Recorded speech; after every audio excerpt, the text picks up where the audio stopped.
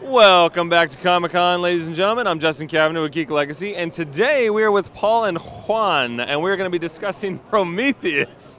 All of us love the Alien franchise. Well, you should anyway. And in this case, we're going to be dealing with Prometheus. Ultimately, we're talking 4 titles, 4 issues each, and it's all going to come together to be Fire and Stone. Is that correct? That is correct. And there's going to be a final issue, Omega, written by Kelly Sue DeConnick. And we can expect that in January, is that correct? I believe so. I'm not the schedule guy, but I'll say it's in January, so that way they'll figure it out. Okay, so I was a fan of Prometheus. It was a little weird. I wasn't quite sure what was happening. I guess it wasn't on LV-426, even though it kind of looked like it was. It's kind of weird, whatever. But by the time it was over, I was still happy with it. What's going to be happening in your comic book? What are we going to look forward to? Well, a new group of adventurers kind of coming to the setting of Prometheus. I can't tell too much of the plot at this point, unfortunately. I know. I'll speculate. These astronauts come and they come across some alien shit. Things go wrong for this person, this person, this person, this person, and really horribly for this person. I like it. Not so bad for this. Okay, so do we get to learn more about these architect guys, these white dudes? We do answer a lot of questions. We tried to, we didn't want to go through and like checkpoint, answer all the questions from the Prometheus movie, but we wanted to get some. But also part of the franchise is just the mystery of not only the characters in them, but the greater universe as a whole. So we answer some things, we provide some more mysteries, and just basically bring some things together, and illustrated by Juan that makes everything look beautiful. So. I like it. So now, with all these different titles, I imagine the artwork's going to be a little bit different amongst each one. Even though it's going to be a collective effort, in a sense, they're all going to have their own little uniqueness, correct? Yeah, but at the same time, there were 2 of us designing the stuff, so giving designs so all 4 artists could follow. So I did a lot of designs for monsters and aliens and xenomorphs and stuff like that.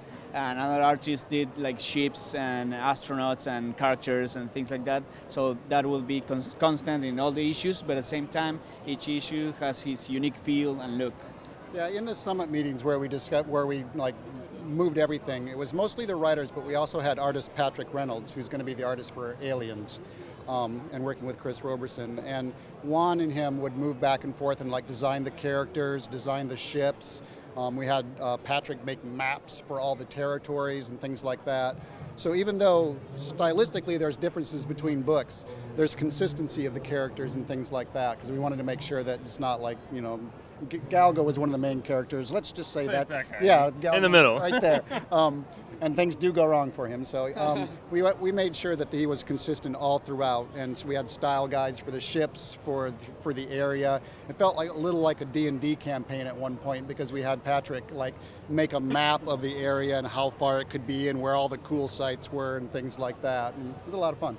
Great. So in relation to timeline-wise with the movie, this is after the events of the movie, or do we not even if I never even saw the movie, does that make a difference?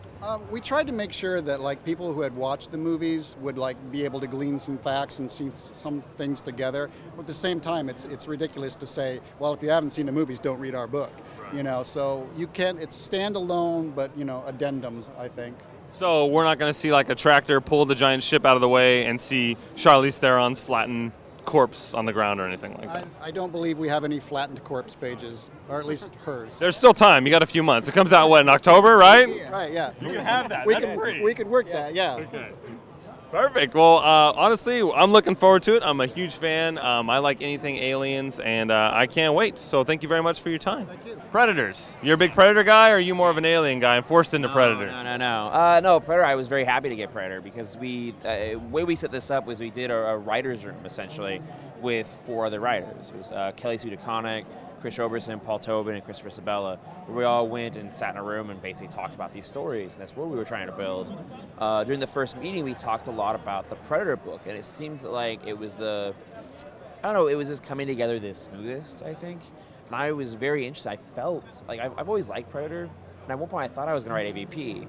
But as we were working, and I just kept feeling the vibe and the energy of Predator, you know, like I was constantly like throwing out ideas for it and talking about it. By the end of the meeting, the editor-in-chief of Dark Horse was like, "Oh, you're gonna do Predator," and I was like, you know, on the outside, I'm like, "Oh, cool, I'm excited. That'll be cool, right?" But on the inside, I was like, "Yes," because it worked. I mean, the story we're doing with the Predator, you know, we're doing this this guy right here. His name's Ahab, and he's an old Predator who's basically looking, you know, for his Moby Dick, you know, his great white whale, right? That's what we're doing. We're doing Moby Dick, Right. And you know, it was fun doing this idea of this older Predator on his last great hunt for this crazy thing. Is that, I mean, to me, I would think that it would be something along the lines of like a queen alien. Is that not the case? Is it perhaps some kind of xenomorph that jacked up his body in some way and he wants to go back and get it? Or is it, you cannot tell me. You can't tell me? It is. Yeah, I can't tell you. Yeah. It's probably a queen alien, but we'll say it's something. See what it is. And I just read. We're gonna. Hunting for. Yeah, it'll be crazy. So who the heck is this guy, and what happened to him, and why has he got this gun, this big old gun? Well, this guy's name is Galgo, and he is actually a character we introduced in Prometheus, and we carry over to AVP, and then he's in this book. He has this gun because he finds it on an alien planet, and it's a badass gun. What's going on here is these two characters sort of need each other to survive. Like, the Predator believes that Galgo is the only one that can help him find this thing that he needs to hunt. And so, because they're sort of stranded on this planet, they need each other to survive, and they sort of build this relationship. This guy's name is Galgo again. It's interesting with him because he's a survivor, but he survives because he runs away from situations, which is more of a coward, right? That's how he sees it. He sees himself as a survivor who will do anything and betray anyone to get what he wants. Wow. And so, do we have to worry about him betraying the Predator to survive? Yeah, of course. I mean, they're always at each other's throats, but that's the thing. It's sort of this, like, there is a game of chess. It's like a one-upmanship between them, but at the same time, they know that they need each other to survive.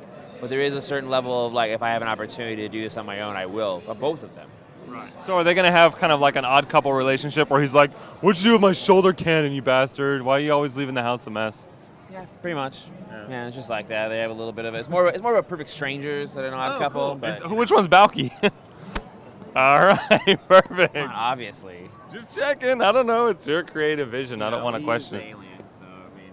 Well, he's the one out in space where he shouldn't be. We were talking about that. Like, is he really the alien when the humans come and visit their planets? Yeah, exactly. Yeah, that's the thing. Like, he's the one who probably shouldn't be out there. And that's the thing. Like, he has the one that has gone out into like uncharted territory and shouldn't be there. Whereas in this Predator, like, that's his business. Right. You know, he's the one that's out there hunting.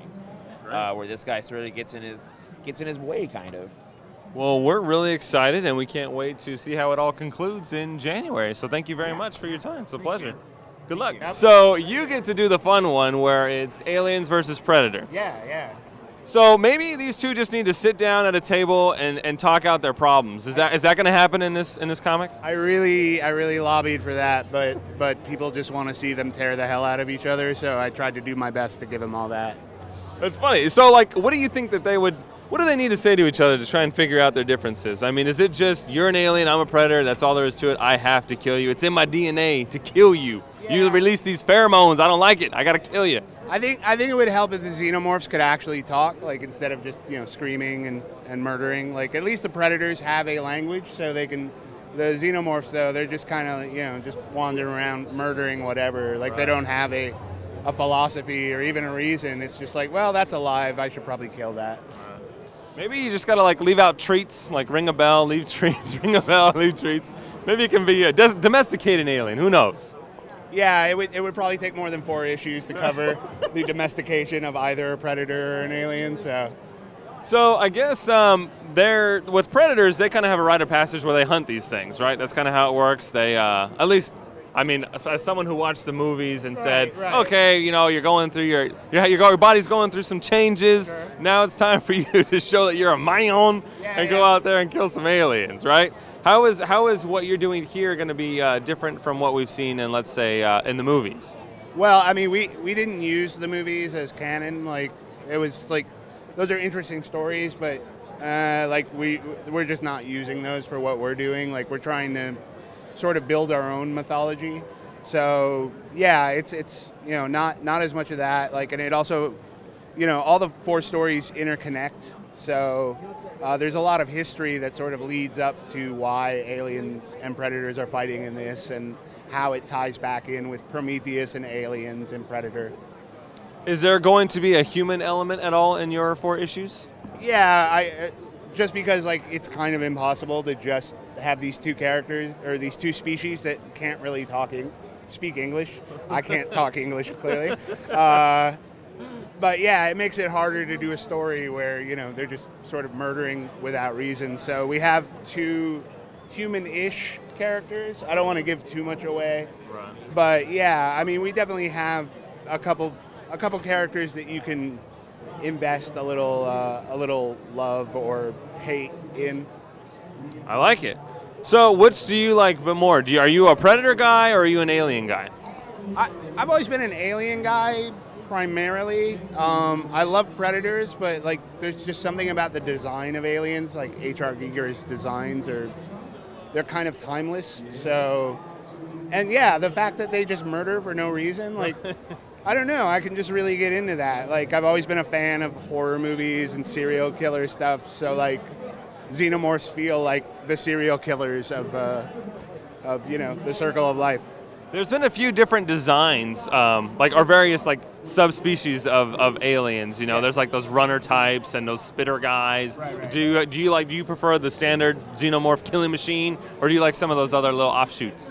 I mean, I appreciate the offshoots, but you know, I've always been, you know, if it was good enough for Alien and Aliens, like it's good enough for now. Like I think they're pretty timeless. Well, perfect. We're looking forward to it. We like Aliens and Predators just as much as the next guy, and we can't wait for October when all this stuff starts unleashing on us. Yeah, me either. I'm pretty excited for everybody to see what we're doing. So. Perfect. Well, thank you very much. You have a good day. All right, thanks a lot. Take care. Yeah.